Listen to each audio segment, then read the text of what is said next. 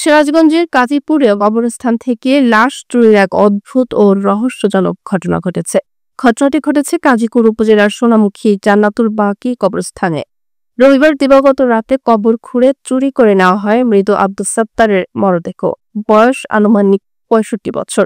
তিনি সোনামুখী পূর্বপাড়া গ্রামের বাসিন্দা ছিলেন। স্থানীয়রা জানান, বৃহস্পতিবার স্বাভাবিকভাবে মৃত্যুবরণ করেন সাত্তার। পরদিন জান্নাতুল বাকি কবরস্থানে তার দাফন সম্পন্ন হয়। কিন্তু রবিবার রাতে কে বা কারা কবর থেকে লাশ তুলে নিয়ে গিয়ে তার নিজ বাড়ির উঠানে পুনরায় দাফন করে। ঘটনাস্থলে গিয়ে দেখা যায় কবর খোঁড়া অবস্থায় ছিল এবং লাশ অনুপস্থিত। এ নিয়ে এলাকায় সৃষ্টি হয়েছে চাঞ্চল্য উদ্বেগ। স্থানীয় ইউপি সদস্য ও কবরস্থানের তত্ত্বাবধায়ক বিল্লাল হোসেন জানান, মৃত ব্যক্তি ছিলেন একজন তরিকা ভক্ত।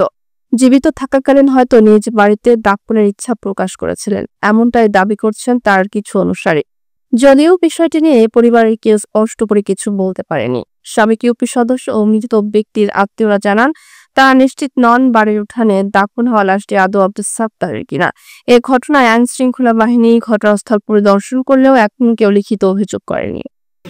তরিকা ভক্ত লোক ছিল এবং গ্রামে গ্রামে উরুজ মাহফিল করে বেড়াইতো। এই পর্যন্ত আমরা জানি আমাদের চাচা সবসময় একা বসে থাকতো। ওনার নাইকা ওই কবর খোঁড়া কতদিন আগে কবর দিয়েছেন? এটা অন্যান্য লোক জানছে, আমি 7টার সময় শুনলাম যে তারপর আমি ওখানে গেছি। ও পরশু দিনে আগের দিন এসে মাটি দিয়েছি। হ্যাঁ, জল নামাজ পর মাটি দিয়েছি বৃহস্পতিবার। হ্যাঁ, এখানে বোধহয় যে আমি 1-1.5 ঘন্টা আগে শুনলাম সাত্তারের মাইক তুলে নিয়ে গেছে, কেড়ে তুলে নিয়ে গেছে। তা আমার আবার সলের মাও আসলে বাড়িতেই পাশে বলছে, যা দেখা গেল লোকের লোক আর তাইসে আমি লোক পাই নাই, এসে